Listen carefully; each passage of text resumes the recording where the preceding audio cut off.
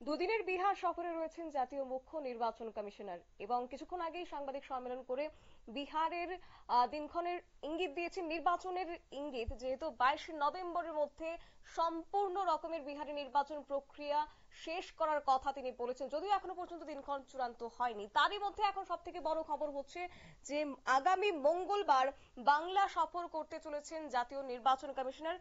বিধানসভা নির্বাচনের জন্য বাংলায় আসছেন জাতীয় মুখ্য নির্বাচন কমিশনার। তবে কি নতুন বছরের শুরুতেই বাংলাতে নির্বাচন প্রক্রিয়া শুরু হয়ে যাবে জানিয়ে প্রশ্ন উঠতে শুরু করেছে।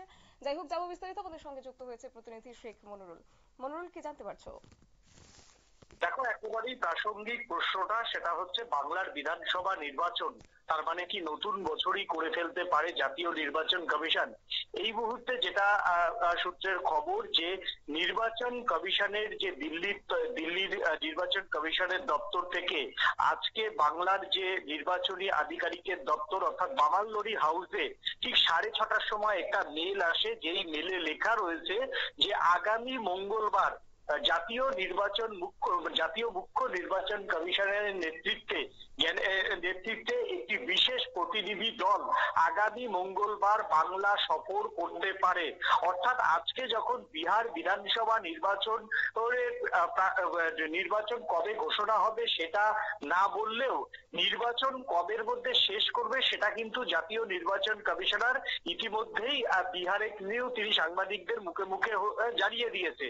তার মধ্যেই এর পরের যে বিধানসভা নির্বাচন আমরা জানি দুটো রাজ্যে রয়েছে, সেটা হচ্ছে বাংলা এবং অবশ্যই অসম দিয়ে এখনো পর্যন্ত জাতীয় নির্বাচন কমিশনার কোনো কিছু না বললেও বাংলা যে তার পরবর্তী লক্ষ্য সে কথা কিন্তু পরিষ্কার বোঝা যাচ্ছে। আগামী মঙ্গলবার গণেশ কুমার সিং, যিনি মুখ্য নির্বাচনী আধিকারিক, তার নেতৃত্বে একটা বিশেষ প্রতিনিধি দল বাংলায় আসতে পারেন এবং মঙ্গলবার এবং বুধবার দুদিনের বাংলা সফরে আসতে পারেন বলে এখনো পর্যন্ত তিনি জানিয়েছেন। প্রথমে এবং তারপর হচ্ছে মুখ্য নির্বাচনী আধিকারিকের যে সিইও অফিসের যে 2-3 আধিকারিক, সেই 3 আধিকারিকদের নিয়ে কিন্তু দফায় দফায় বৈঠক করবেন। প্রথম দিনের সফর সূচি কিন্তু একেবারেই ঠিক হয়ে গিয়েছে।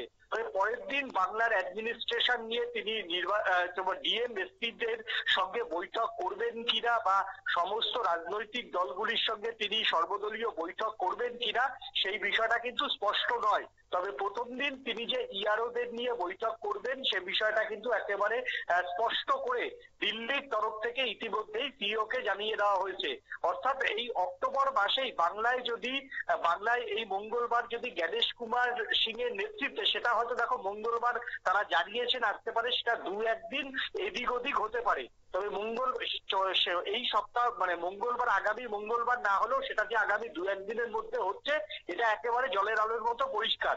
এবং অক্টোবর মাসেই যখন বাংলায় ফুল বেঞ্চ আসছে, তাহলে ধরে নিতে হবে বিহারের মতো বাংলাতেও কিন্তু তোমার হচ্ছে এই শীতের মধ্যেই যে ভোট করার পরিকল্পনা জাতীয় নির্বাচন কমিশন যে নিয়েছে সেটা কিন্তু বোঝাই যাচ্ছে। তবে এই ক্ষেত্রে আইনি কিছু জটিলতা রয়েছে, যে বাংলার বিধানসভা ভোট যতদিন না শেষ হয় ততদিন নির্বাচন কমিশনের কোনো ক্ষমতা নেই। যদি বাংলার সরকার না চায় ভোট এগোতে, তাহলে কিন্তু জাতীয় নির্বাচনের কমিশনের সংবিধান অনুযায়ী সেই ক্ষমতা নেই।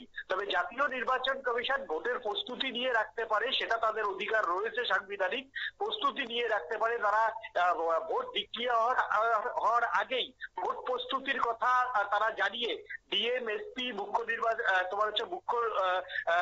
ডিজিপি এবং তোমার হচ্ছে আমলাদের সঙ্গে কিন্তু বৈঠক করতে পারেন এবং সর্বদলীয় বৈঠক করতে পারেন। অর্থাৎ অক্টোবর মাসে আগামী মঙ্গলবারই কিন্তু সরকারিভাবে বাংলার যে নির্বাচন 2026 সালে সেই নির্বাচনের পুরোপুরি কাজ শুরু করে দিল জাতীয় নির্বাচন কমিশন। একেবারে ধন্যবাদ। আপনারা শুনলেন, এবং আগামী মঙ্গলবার সম্ভাবনা রয়েছে যে জাতীয় নির্বাচন কমিশনার তিনি বাংলা সফর করবেন। বাংলার সিইও দপ্তরের আধিকারিকদের নিয়ে বৈঠক করার কথাও রয়েছে, তবে সবটাই হচ্ছে সম্ভাবনার মধ্য দিয়ে। এবং সেক্ষেত্রে তবে দেখার বিষয় যে নতুন বছরের শুরুতে কি বাংলায় নির্বাচনী বাদ্যি বাজতে চলেছে, সবটাই অবশ্য সময়ের অপেক্ষা। সংবাদ আপাতত এই পর্যন্তই। পরবর্তী আপডেটের জন্য চোখ রাখুন শুধুমাত্র নিউজ ভ্যানগার্ডের পর্দায়। নমস্কার।